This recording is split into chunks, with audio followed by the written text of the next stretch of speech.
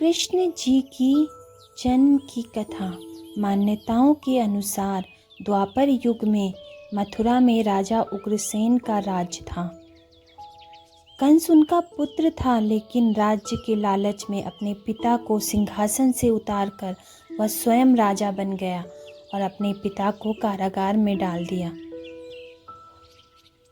कंस ने अपनी बहन देवकी का विवाह धूमधाम से किया और खुशी से विवाह की सभी रस्मों को निभाया।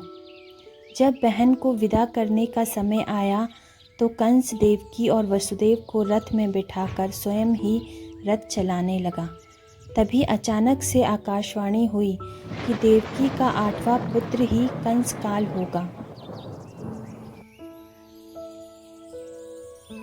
आकाशवाणी सुनते ही कंस अपनी बहन को मारने जा रहा था। तभी वसुदेव ने उसे समझाते हुए कहा कि तुम्हें अपनी बहन देवकी से कोई भय नहीं है।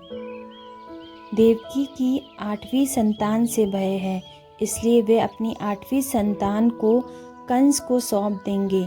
कंस ने वासुदेव की बात मान ली, लेकिन उसने देवकी और वसुदेव को कारागार में डाल दिया।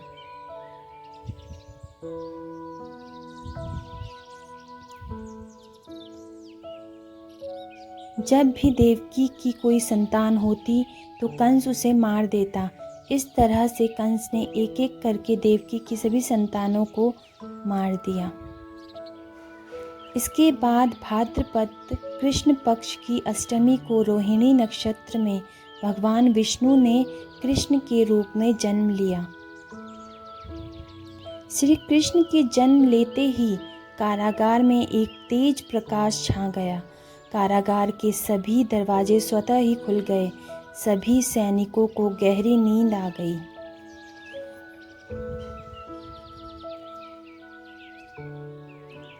वसुदेव और देवकी के सामने भगवान विष्णु प्रकट हुए और कहा कि उन्होंने ही कृष्ण रूप में जन्म लिया है। विष्णु जी ने वासुदेव जी से कहा कि वे उन्हें इसी समय गोकुल में नंद बाबा के यहाँ पहुँचा दे और उनकी कन्या को लाकर कंस को सौंप दे। वसुदेव जी गोकुल में कृष्ण जी को यशोदा जी के पास रख आए। वहाँ से कन्या को ले आए और कंस को दे दी। वह कन्या कृष्ण की योगमाया थी। जैसे ही कंस ने कन्या को मारने के लिए उसे पटकना चाहा, कन्या उसके हाथ से छूटकर आकाश में चली गई। इसके बाद भविष्यवाणी हुई कि कंस को मारने वाले ने जन्म ले लिया है। वह गोकुल में पहुंच चुका है। आगे की कथा अगले भाग में। जय श्री कृष्ण।